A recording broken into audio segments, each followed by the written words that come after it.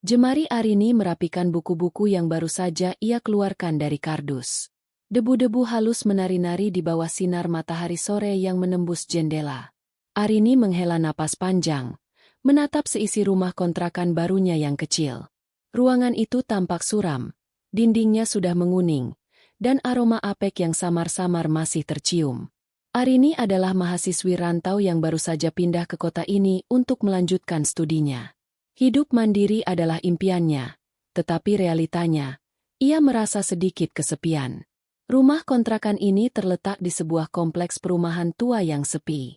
Jalanannya ditumbuhi lumut, dan beberapa rumah terlihat tak terawat. Pemilik kontrakan, seorang bapak parubaya yang ramah, bercerita bahwa kompleks ini memang jarang dihuni, sebagian besar penghuninya adalah orang tua. Ia juga menambahkan, rumah di sebelah ini, yang nomor 13, sudah lama kosong, Non. Jangan khawatir, itu bukan rumah angker kok, cuma pemiliknya pindah keluar kota. Arini hanya mengangguk, tidak terlalu memedulikan. Malam pertama berlalu dengan tenang. Hanya ada suara jangkrik yang menemani tidur Arini. Namun, keesokan harinya, Arini terkejut. Tepat di depan pintu rumahnya, ada sebuah piring porselen putih dengan sebuah kerudung saji yang menutupi hidangan di dalamnya. Ia mengira itu adalah kiriman dari pemilik kontrakan. Ketika Arini membuka kerudung saji itu, aroma masakan yang sedap langsung menyeruak. Di dalamnya ada semur ayam yang disajikan dengan nasi hangat dan kerupuk udang. Rasanya sangat lezat. Jauh lebih enak dari masakan yang biasa Arini masak sendiri. Wah, baik sekali pemilik kontrakan ini, batinnya. Saat Arini hendak mencuci piring, ia mendengar suara ketukan pelan dari balik pagar. Ia berjalan ke pintu depan dan melihat seorang wanita parubaya berdiri di sana, tersenyum ramah. "Selamat pagi, Nak."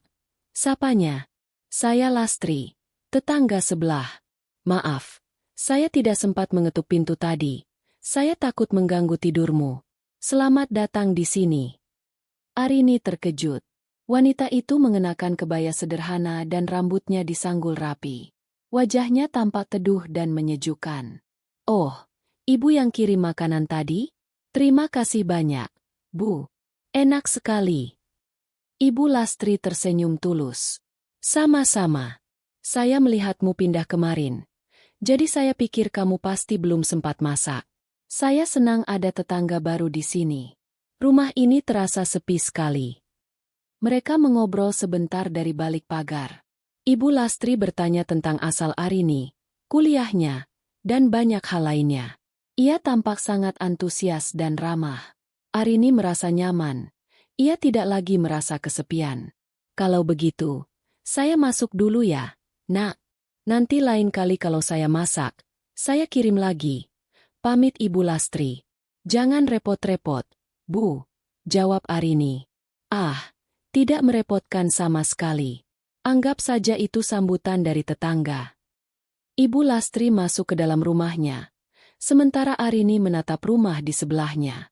Rumah itu tidak terawat, catnya mengelupas, dan jendelanya tertutup gorden tebal yang usang.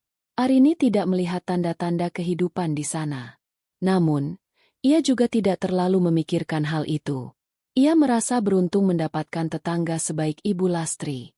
Hari-hari berikutnya, pola itu terus berulang.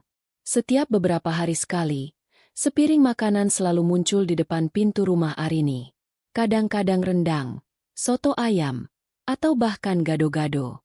Semua masakan itu memiliki rasa yang khas, seperti masakan rumahan yang dibuat dengan penuh cinta. Arini sering berinteraksi dengan Ibu Lastri dari balik pagar. Suatu hari, Arini ingin membalas kebaikan Ibu Lastri. "Bu, kapan-kapan mampir ke rumah saya, ya? Biar saya yang masakan untuk Ibu," tawar Arini. Ibu Lastri tersenyum, tetapi menggelengkan kepalanya dengan lembut. "Jangan, Nak. Rumah saya sedang berantakan. Tidak enak dilihat. Nanti kalau sudah rapi, saya akan mampir." Arini tidak memaksa. Ia menganggap Ibu Lastri adalah orang yang pemalu. Ia juga tidak pernah melihat Ibu Lastri berinteraksi dengan tetangga lain di kompleks itu. Hal itu sedikit aneh, tetapi Arini tidak terlalu memusingkannya. Ia terlalu menikmati masakan Ibu Lastri. Ia merasa, meskipun berada jauh dari rumah, ia tidak pernah kekurangan kasih sayang. Namun, satu kejadian kecil mulai menumbuhkan benih kecurigaan di hati Arini. Suatu sore, ketika ia berjalan-jalan di sekitar kompleks, ia berpapasan dengan seorang ibu-ibu yang sudah lama tinggal di sana. "Permisi, Bu. Sapa Arini. Saya Arini, penghuni baru di rumah nomor 15. "Oh, ya. Saya sering melihat kamu," jawab ibu itu. "Kamu baru pindah, ya? Kenapa kamu pindah ke sini? Kompleks ini sepi sekali." "Saya suka yang tenang, Bu," jawab Arini. "Oh, ngomong-ngomong, saya punya tetangga yang baik sekali di sebelah rumah saya, Bu. Yang di nomor 13. Namanya Ibu Lastri. Ibu kenal?" Wajah ibu itu tiba-tiba berubah. Ia menatap Arini dengan tatapan bingung, lalu menoleh ke arah rumah nomor 13. "Rumah itu? Rumah itu sudah kosong, Nak. Sudah belasan tahun tidak ada yang menempati. Pemiliknya sudah lama meninggal karena kecelakaan." Jantung Arini berdegup kencang. Ia merasa pusing. "Tapi, Bu, saya selalu bertemu dengannya. Dia sering mengantar makanan untuk saya." Ibu itu menggelengkan kepalanya. "Tidak mungkin. Rumah itu sudah lama tidak ada penghuninya. Kecelakaan itu berita besar di sini dulu." Arini merasa seperti ada sesuatu yang menusuk di dadanya. Ia kembali ke rumahnya dengan perasaan kacau. Ia menatap pagar yang memisahkan rumahnya dengan rumah Ibu Lastri. Sepi. Tidak ada tanda-tanda kehidupan. Ia merasa bodoh karena tidak memperhatikan hal ini sebelumnya. Rumah itu memang tampak kosong dari luar. Jendela-jendelanya berdebu. Halamannya ditumbuhi ilalang. Lalu, siapa Ibu Lastri itu? Dan mengapa ia selalu mengantar makanan? Arini mencoba menepis pikiran-pikiran buruk itu. Mungkin ibu tadi salah. Mungkin Ibu Lastri memang baru saja pindah. Namun, rasa penasaran itu tidak bisa ia tahan. Arini merasa ada yang tidak beres. Ia memutuskan untuk mencari tahu kebenaran di balik semua ini. Sejak perbincangan dengan tetangga tadi sore, pikiran Arini terus berkecamuk. Ia tidak bisa tenang. Malam itu, ia tidak bisa tidur nyenyak. Bayangan senyum ramah Ibu Lastri dan ucapan tetangga tadi silih berganti di kepalanya. Rumah itu sudah kosong, Nak. Pemiliknya sudah lama meninggal. Arini mencoba meyakinkan dirinya sendiri bahwa itu hanya salah paham. Tetapi ia tidak bisa. Ia merasa ada keanehan yang begitu kuat. Keesokan paginya, seperti biasa, ada sepiring makanan di depan pintu. Kali ini, gulai ikan yang disajikan dengan irisan mentimun dan sambal. Aroma rempah-rempah yang tajam menusuk hidung Arini. Namun kali ini, ia tidak merasakan nafsu makan sama sekali. Ia merasa takut. Ia memandang piring itu dengan curiga, seolah-olah hidangan itu adalah racun. Arini tidak berani menyentuh piring itu. Ia hanya membawanya masuk dan meletakkannya di atas meja dapur. Ia memutuskan untuk menunggu. Ia ingin melihat sendiri siapa yang mengantarkan makanan itu. Ia mengintip dari balik tirai jendela, menatap ke arah rumah nomor 13. Hening. Tidak ada pergerakan apapun. Jendela-jendela tertutup rapat, dan halaman depan ditumbuhi rerumputan liar. Sore harinya, saat Arini sedang menyiram tanaman di teras, ia mendengar suara ketukan di pagar. Arini menoleh. Di sana, Ibu Lastri berdiri, tersenyum ramah seperti biasanya. "Selamat sore, Nak." Sapa Ibu Lastri. "Loh, kok piringnya belum dicuci?" Arini merasa gugup. Ia mencoba bersikap senormal mungkin. "Oh, iya, Bu. Maaf, tadi saya buru-buru mau kuliah." Ibu Lastri menatapnya. Matanya menyiratkan kesedihan. "Kenapa kamu tidak makan, Nak? Tidak enak ya masakannya?" "Oh, tidak, Bu. Enak kok. Enak sekali," jawab Arini dengan suara yang sedikit bergetar. Ibu Lastri masih menatapnya dengan lekat. Seolah-olah ia bisa membaca kebohongan di mata Arini. "Kamu tidak berbohong, kan? Jangan sungkan.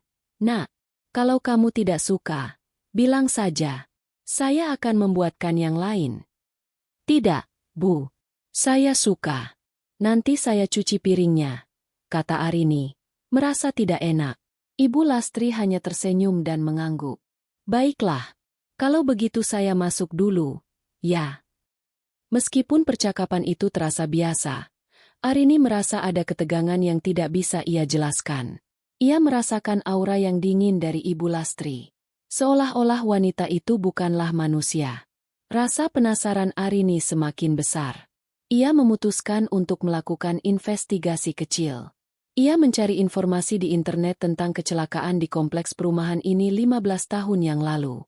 Ia mengetik kata kunci, kecelakaan kompleks perumahan kota, nama kota. Ia menemukan banyak berita lama tentang sebuah kecelakaan tragis yang menimpa sebuah keluarga. Arini menemukan selembar artikel koran yang sudah usang, diunggah oleh sebuah blog. Ia membacanya dengan saksama. Kecelakaan maut merenggut nyawa satu keluarga di Jalan Raya X. Di bawah judul itu, ada foto sebuah mobil ringsek. Dan di sebelahnya, ada foto sebuah keluarga, ayah, ibu, dan 2 anak kecil. Jantung Arini berdegup kencang saat ia menatap foto wanita di artikel itu. Wajah itu sangat mirip dengan Ibu Lastri. Ia tidak salah lagi. Arini merasa seluruh tubuhnya gemetar. Ia membaca nama-nama korban. Lastri, bersama suami dan kedua anaknya, meninggal di tempat kejadian. Tidak mungkin, bisik Arini. Ia merasa mual. Jadi, Ibu Lastri adalah hantu? Ia terus membaca artikel itu. Kecelakaan itu terjadi saat keluarga itu hendak pergi piknik. Mereka baru saja pindah ke kompleks perumahan itu. Arini merasakan hawa dingin merayap di punggungnya. Ia kembali melihat foto itu. Senyum Ibu Lastri di foto itu tampak begitu tulus. Seolah-olah ia tidak pernah menyangka bahwa hidupnya akan berakhir tragis. Arini mematikan laptopnya. Ia tidak tahu harus merasa apa. Ia merasa takut, sedih, dan bingung. Ibu Lastri yang selama ini ia anggap sebagai tetangga yang baik, ternyata adalah sebuah arwah. Ia telah makan makanan yang dikirim oleh arwah itu. Pikirannya melayang kembali ke masa lalu. Makanan itu, rasa lezat yang aneh, kehangatan yang tidak wajar, aroma yang hanya tercium di malam hari. Semua hal yang Arini anggap sebagai hal biasa, kini menjadi petunjuk-petunjuk yang menakutkan. Arini memutuskan untuk melakukan sesuatu. Ia tidak bisa membiarkan ini berlarut-larut. Ia harus mencari tahu apa yang sebenarnya diinginkan oleh arwah Ibu Lastri. Mengapa ia harus mengantar makanan untuk Arini? Arini memandangi piring gulai ikan yang masih tergeletak di meja dapur. Ia tidak bisa memakannya. Ia merasa bahwa jika ia memakan makanan itu, ia akan terikat dengan arwah Ibu Lastri.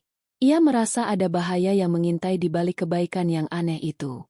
Ia memutuskan untuk tidak menyentuh makanan itu lagi. Malam itu, ia kembali tidak bisa tidur.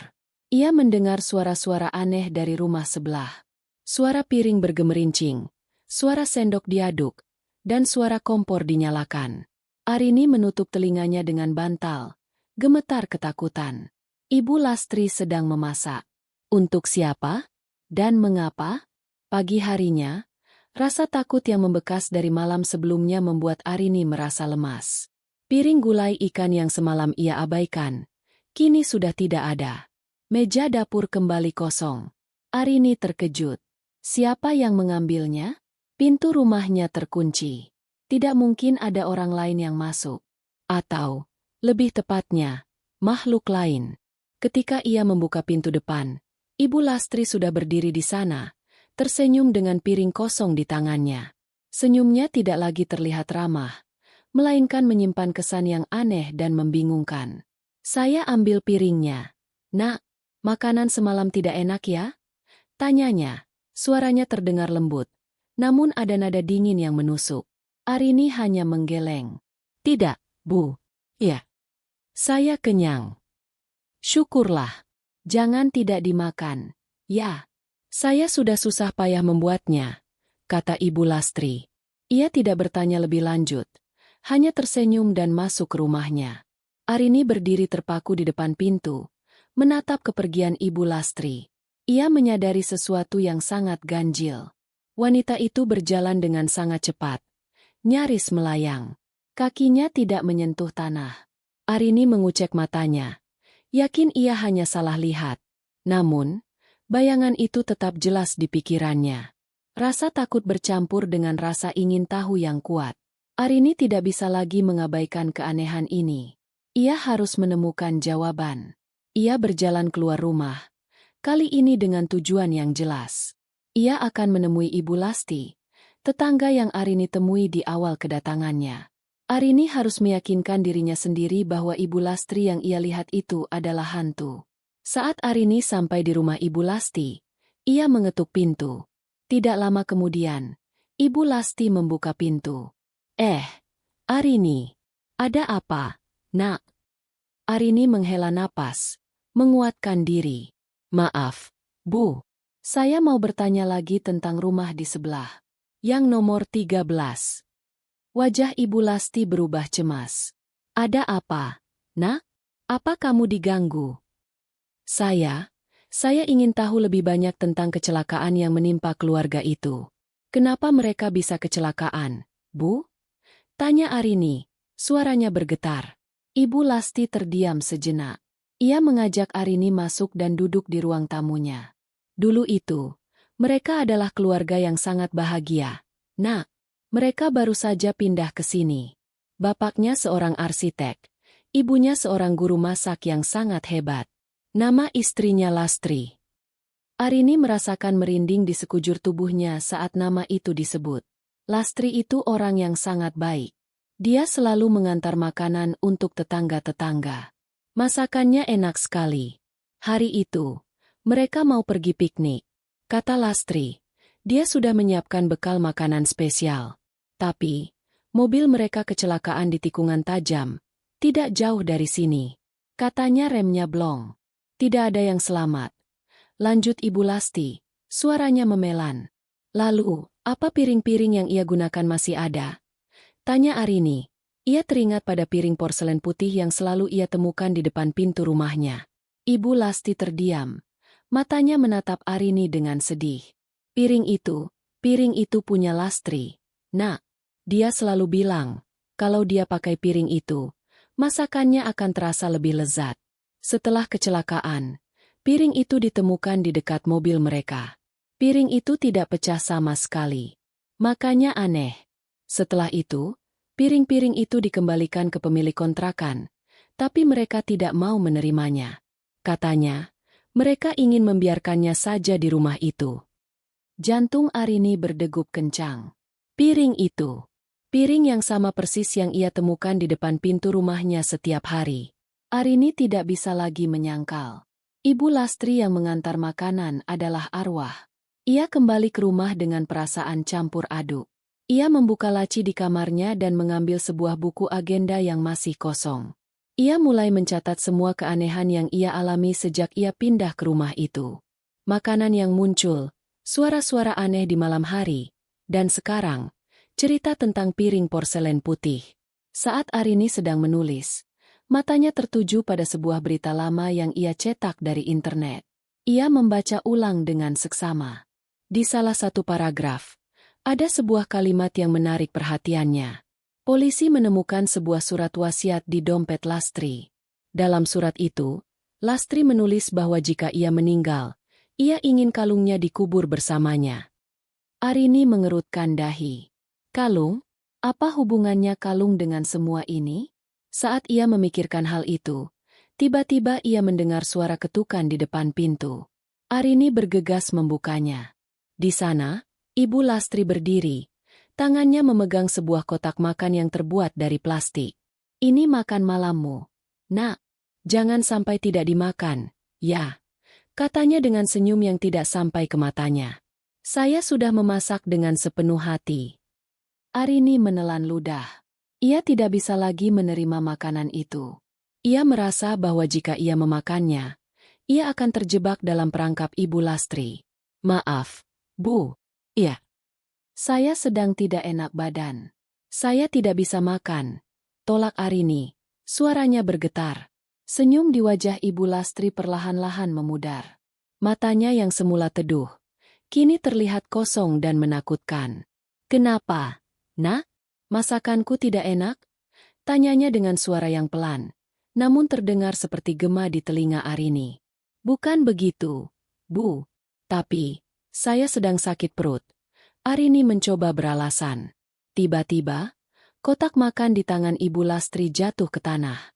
Isinya tumpah. Masakan itu berubah menjadi cairan hitam pekat yang mengeluarkan bau busuk. Arini terkejut. Ia melihat Ibu Lastri. Wajahnya tidak lagi sama. Wajahnya pucat, matanya melotot, dan rambutnya tergerai tak beraturan. "Kau tidak mau makanku? Kau menolak kebaikanku." Suaranya berubah menjadi serak dan mengerikan. "Kau sama seperti mereka. Mereka semua menolakku." Arini beringsut mundur. Ia tidak bisa lagi menahan rasa takutnya. "Maaf, Bu, maaf." Ibu Lastri tertawa. Tawa yang terdengar sangat menyeramkan. Ia melayang ke arah Arini. "Jangan takut, Nak. Saya akan membuatmu makan. Sampai kau tidak bisa menolak lagi." Sejak kejadian di depan pintu, Arini tidak bisa lagi hidup tenang. Ia tidak bisa makan, tidak bisa tidur, dan tidak bisa berkonsentrasi pada kuliahnya. Ia terus-menerus memikirkan sosok Ibu Lastri yang menyeramkan. Malam itu, Arini tidur dengan perasaan gelisah. Di dalam mimpinya, ia melihat sosok Ibu Lastri berdiri di samping ranjangnya. Wanita itu mengenakan gaun putih yang kotor dan compang-camping. Rambutnya panjang terurai menutupi wajahnya. Di tangannya, ia memegang sepiring makanan. Arini tidak tahu apa itu. Ia hanya melihat ada benda-benda aneh berwarna merah yang menyerupai daging yang sudah dimasak. "Makan, Nak, makan," bisik Ibu Lastri. Suaranya terdengar seperti bisikan angin. Arini mencoba menolak, tetapi ia tidak bisa. Mulutnya terbuka dengan sendirinya, dan ia merasakan sendok menyentuh bibirnya. "Tidak, jangan!" teriak Arini. Ia terbangun dengan napas terengah-engah.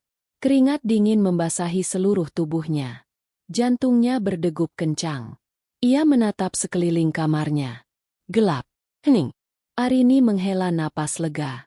"Hanya mimpi," bisiknya pada dirinya sendiri.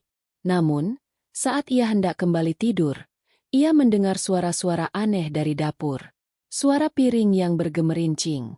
Suara kompor dinyalakan. Arini mengintip dari balik pintu kamar. Ia melihat cahaya samar-samar dari dapur. Ia memberanikan diri berjalan ke sana. Dapur kosong. Kompor tidak menyala. Arini melihat ke arah meja makan. Di sana, ada sebuah piring porselen putih dengan makanan di atasnya. Aromanya sama persis dengan masakan Ibu Lastri. Arini merasa seluruh tubuhnya gemetar. Ia kembali ke kamarnya, mengunci pintu, dan menutupi dirinya dengan selimut. Ia tidak bisa lagi menipu dirinya sendiri. Ibu Lastri itu nyata. Hantu itu ada di dalam rumahnya. Gangguan itu tidak berhenti sampai di situ. Setiap malam, Arini selalu mengalami mimpi buruk. Dalam mimpinya, ia terus-menerus didatangi oleh Ibu Lastri yang memaksanya untuk memakan makanannya. Ia juga merasakan kehadiran Ibu Lastri di sekitarnya. Terkadang, ia mendengar bisikan di telinganya saat ia sedang tidur. "Makan, makan, makan." Kesehatan Arini mulai menurun drastis. Ia merasa lemas, pusing, dan tidak nafsu makan. Ia bahkan tidak bisa minum. Setiap kali ia mencoba minum, ia merasa mual. Ia tahu ini bukan karena sakit biasa. Ini adalah akibat dari gangguan arwah Ibu Lastri. Suatu malam, Arini memutuskan untuk makan di luar. Ia tidak ingin lagi diganggu oleh Ibu Lastri. Ia makan di sebuah warung makan di seberang kompleks perumahan. Namun, saat ia sedang makan, ia melihat pantulan bayangan Ibu Lastri di kaca jendela. Ibu Lastri tersenyum dengan senyum yang menyeramkan. "Kau bisa lari, tapi kau tidak bisa bersembunyi," bisik suara yang hanya bisa Arini dengar. Arini menoleh. Di belakangnya, tidak ada siapapun. Ia kembali melihat ke kaca jendela. Bayangan Ibu Lastri tidak ada. Arini bergegas meninggalkan warung makan itu. Ia merasa bahwa ia tidak bisa lagi lari dari hantu itu. Ia kembali ke rumahnya dengan perasaan takut. Ia tahu ia tidak bisa tinggal di sana lebih lama lagi. Ia harus pindah. Namun, ia tidak tahu bagaimana caranya. Ia merasa terperangkap. Pada hari berikutnya, ketika ia sedang membersihkan kamar, ia menemukan sebuah foto tua yang terselip di bawah tempat tidur. Foto itu adalah foto keluarga Ibu Lastri. Di foto itu, Ibu Lastri memegang sebuah kalung dengan liontin berbentuk hati. Wajahnya tersenyum bahagia. Arini melihat foto itu. Ia tidak tahu mengapa, tetapi ia merasa bahwa kalung itu adalah kunci dari semua teror ini. Arini tidak bisa lagi menunda. Ia harus mengungkap misteri di balik Ibu Lastri dan kalung itu. Ia menghubungi Pak Rahmat, pemilik kontrakan, dan memintanya datang. Arini sudah merasa tak sanggup menghadapi teror ini sendirian. Ketika Pak Rahmat tiba, Arini langsung menceritakan semua kejadian aneh yang ia alami, mulai dari kiriman makanan, pertemuannya dengan arwah Ibu Lastri, hingga mimpi buruk dan gangguan-gangguan yang membuatnya sakit. Ia juga menunjukkan foto keluarga Ibu Lastri dan kalung yang ada di leher wanita itu. Pak Rahmat mendengarkan dengan serius. Wajahnya tampak prihatin. "Nak, saya sudah menduga akan terjadi lagi hal seperti ini. Maafkan saya. Seharusnya saya berterus terang dari awal." Ia mulai menceritakan kisah yang lebih detail tentang keluarga Lastri. "Sebelum kamu, sudah ada 3 orang yang pernah tinggal di rumah ini. Mereka semua mengalami hal yang sama. Mulanya, mereka senang karena ada yang mengirimi makanan. Tapi lama-lama, mereka jadi sakit-sakitan dan memutuskan untuk pindah. Konon, arwah Ibu Lastri tidak mau ada yang menempati rumah ini. Dia merasa rumah ini adalah miliknya dan keluarganya saja." Jantung Arini berdegup kencang. Ia merasa ngeri. Makanan yang ia makan, itu semua adalah perangkap. Jadi, makanan itu makanan dari alam lain. Pak Rahmat mengangguk pelan. Mungkin, ada yang bilang, makanan itu mengandung energi negatif yang perlahan-lahan menguras energi kehidupan manusia. Arwah Ibu Lastri ingin menjadikanmu bagian dari dunianya. Nak, itu sebabnya dia selalu memaksamu makan. Arini merasa mual. Ia teringat semua masakan lezat yang ia makan. Ia tidak pernah menyangka bahwa kebaikan yang ia terima adalah jebakan maut. Ia telah memakan hidangan dari dunia lain yang mencoba mengikatnya. Lalu, apa yang harus saya lakukan, Pak? Saya tidak bisa tinggal di sini lagi, kata Arini dengan suara bergetar. Pak Rahmat berpikir sejenak. Dulu, saya pernah meminta bantuan seorang paranormal. Beliau bilang, kita harus membantu arwah Ibu Lastri agar bisa tenang. Ada sesuatu yang menahannya di sini. Sesuatu yang sangat penting baginya. Kalung ini, Pak? Tanya Arini sambil menunjukkan foto. Saya menemukan foto ini di bawah kasur. Pak Rahmat melihat foto itu dengan saksama. Betul, Nak. Itu kalung yang sangat penting bagi Ibu Lastri. Menurut suaminya, kalung itu adalah hadiah ulang tahun terakhir yang ia berikan sebelum mereka kecelakaan. Ia sangat mencintai kalung itu. Arini merasa mendapat pencerahan. Jadi, kalung itu adalah kunci. Mungkin dengan menemukan kalung itu, ia bisa menenangkan arwah Ibu Lastri. Kalau begitu, saya akan mencari kalung itu, Pak, kata Arini penuh tekad. Jangan, Nak, itu berbahaya. Kamu tidak tahu apa yang akan terjadi jika kamu mencoba mencarinya. Larang Pak Rahmat. Biar saya yang hubungi paranormal itu lagi. Namun, Arini merasa ia harus melakukannya. Ia tidak bisa menunggu lebih lama lagi. Gangguan Ibu Lastri sudah membuat hidupnya tidak tenang. Ia harus mengakhiri semua ini, demi keselamatannya sendiri. Malam itu, setelah Pak Rahmat pulang, Arini merasa terdesak. Ia merasa teror dari Ibu Lastri semakin kuat. Ia mencoba menolak makanan yang kembali muncul di depan pintunya. Tetapi Ibu Lastri tidak lagi mengirimkannya. Ia datang sendiri. Tiba-tiba, Arini mendengar suara ketukan di pintu kamarnya. Nak makan. Terdengar suara bisikan di balik pintu. Arini tidak menjawab. Ia bersembunyi di balik selimutnya, berharap Ibu Lastri akan pergi. Namun, bisikan itu semakin kencang. Makan, nak. Aku sudah memasak khusus untukmu. Pintu kamar Arini terbuka perlahan. Ia melihat Ibu Lastri berdiri di sana, membawa sepiring nasi dan lauk pauk. Matanya menyala merah, dan wajahnya tampak menakutkan. Kenapa kau tidak mau makanku? Aku sudah memberimu kebaikan, teriak Ibu Lastri. Suaranya menggema di seluruh ruangan. Arini beringsut mundur, terpojok di sudut ruangan. Maaf, Bu, saya tidak bisa, bisiknya. Tiba-tiba, barang-barang di kamar Arini mulai bergerak dengan sendirinya. Lemari terbuka, buku-buku beterbangan, dan kursi terbalik. Arini menjerit ketakutan. Ibu Lastri tertawa. Kau akan makan. Kau harus makan. Ia melayang ke arah Arini dan mencoba menyuapi makanan itu ke mulutnya. Arini memberontak. Ia mendorong piring itu hingga jatuh. Makanan itu tumpah di lantai, berubah menjadi gumpalan hitam yang menjijikan. Wajah Ibu Lastri berubah menjadi sangat marah. Kau menolakku. Kau sama seperti yang lain. Kau akan menyesal. Tiba-tiba, cermin di kamar Arini pecah. Di pantulan cermin yang retak, Arini melihat wajahnya sendiri yang pucat dan mata yang terlihat kosong. Di belakangnya, berdiri bayangan Ibu Lastri yang terlihat sangat menyeramkan, dengan rambut acak-acakan dan mata merah menyala. Aku akan membawamu bersamaku. Kau akan tinggal di sini selamanya dan makan bersamaku, ancam Ibu Lastri. Suaranya terdengar seperti raungan serigala. Arini merasa pusing, kakinya terasa lemas. Ia terjatuh, pandangannya mulai kabur. Ia tahu ia tidak bisa melawan lagi. Ibu Lastri semakin kuat, dan ia semakin lemah. Ia hanya punya satu pilihan. Ia harus menghubungi paranormal secepatnya. Di tengah kegelapan, ia melihat secercah harapan. Ia teringat akan kalung itu. Ia harus menemukannya. Apapun yang terjadi, kalung itu adalah satu-satunya harapan untuk mengakhiri teror ini. Keesokan paginya, Arini bangun dengan tubuh terasa remuk dan pikiran yang kacau. Ia menatap kamar yang berantakan dengan pasrah. Pecahan kaca cermin berserakan di lantai. Buku-buku tergeletak tak beraturan, dan kursi terbalik. Teror tadi malam terasa begitu nyata. Ia tidak bisa lagi menunda. Dengan tangan gemetar, ia menelepon Pak Rahmat.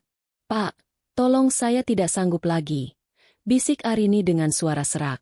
Tadi malam, dia datang dan mengancam saya.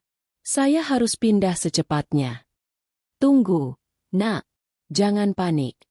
Jawab Pak Rahmat di seberang telepon. Paranormal yang saya ceritakan sudah bersedia datang hari ini. Jangan keluar rumah. Nak, tetaplah di dalam sampai beliau datang. Pintu dan jendela jangan dibuka, apapun yang terjadi. Arini menghela napas lega. Ada secercah harapan.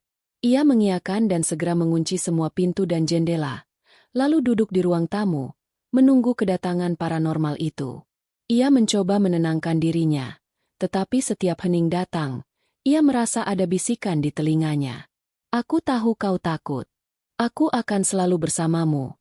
Bisikan itu terdengar seperti suara napas Ibu Lastri. 1 jam berlalu, lalu 2. Arini merasa tegang. Ia melihat bayangan bergerak di luar jendela, seperti sosok wanita parubaya yang terus mondar-mandir di halaman. Arini tahu itu adalah Ibu Lastri. Ia tidak bisa lagi bersembunyi. Buka pintunya, nak. Bisik suara Ibu Lastri dari balik pintu. Aku bawa makanan kesukaanmu, rendang. Arini mencoba mengabaikannya, tetapi suara itu semakin kencang. Jangan bodoh. Aku sudah bilang jangan keluar. Tiba-tiba, suara ketukan di pintu terdengar. Nak Arini, ini saya Pak Rahmat. Paranormalnya sudah datang. Teriak Pak Rahmat dari luar. Arini bergegas membuka pintu.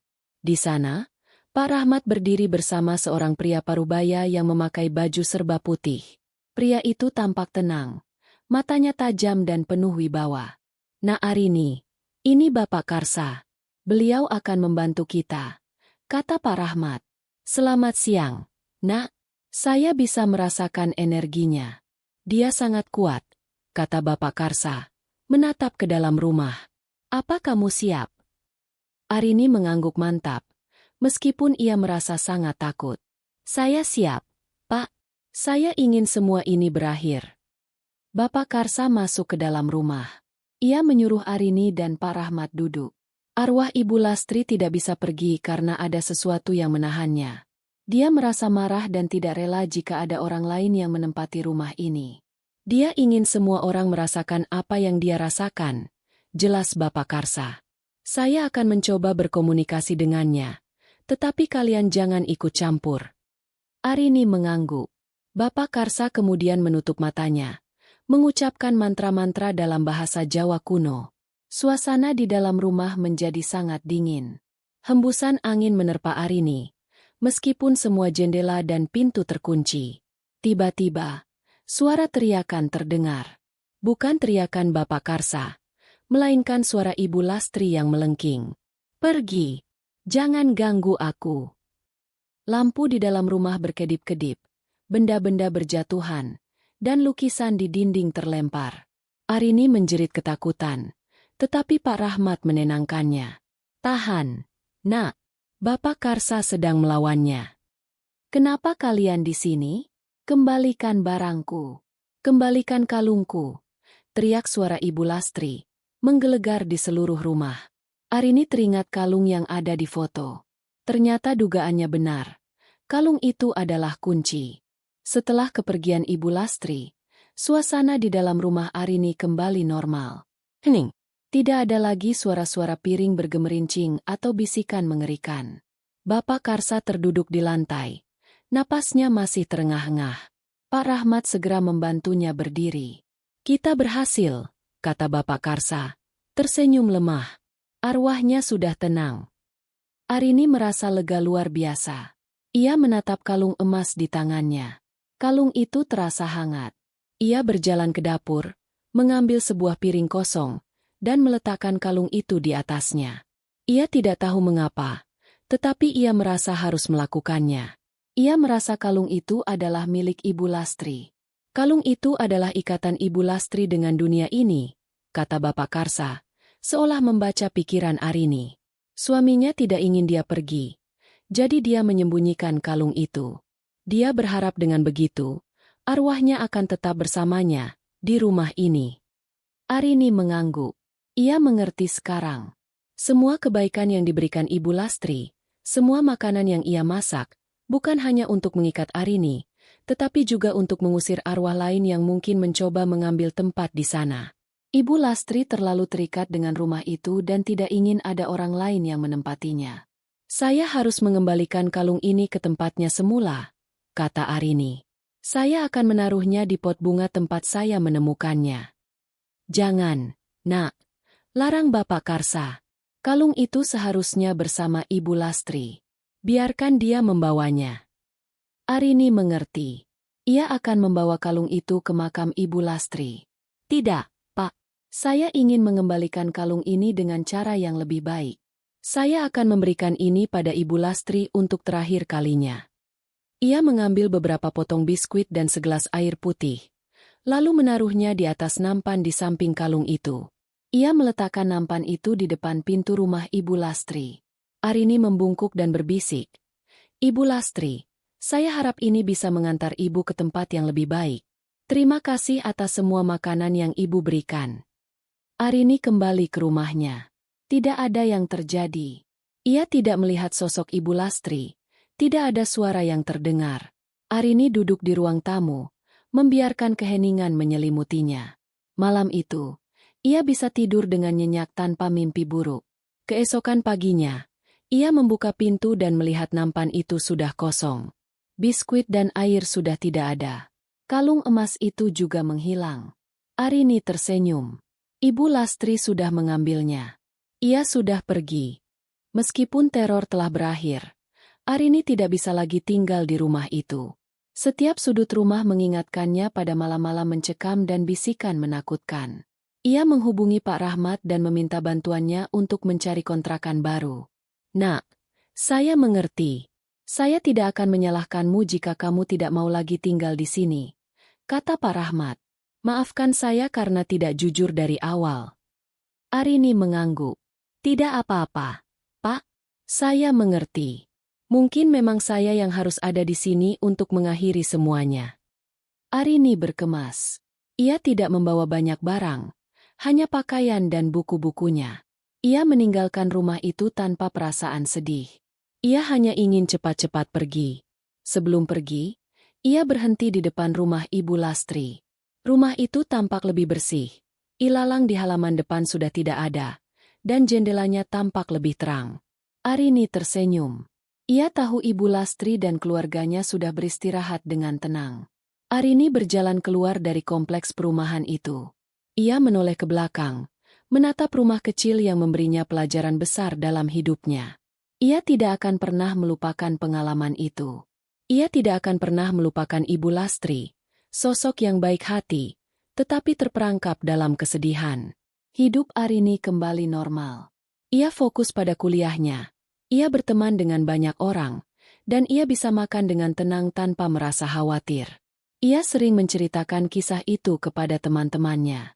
Mereka semua terkejut dan tidak percaya, tetapi Arini tahu kebenarannya. Ia belajar bahwa tidak semua hal yang terlihat menakutkan itu jahat. Terkadang, ada penderitaan yang harus diselesaikan. Arwah Ibu Lastri tidaklah jahat. Ia hanya ingin seseorang memahami perasaannya. Ia hanya ingin bersama keluarganya. Bertahun-tahun berlalu, Arini telah menyelesaikan studinya dan bekerja di kota itu. Ia sesekali melewati kompleks perumahan tua itu. Rumah nomor 13 masih kosong. Arini tersenyum setiap kali melihatnya.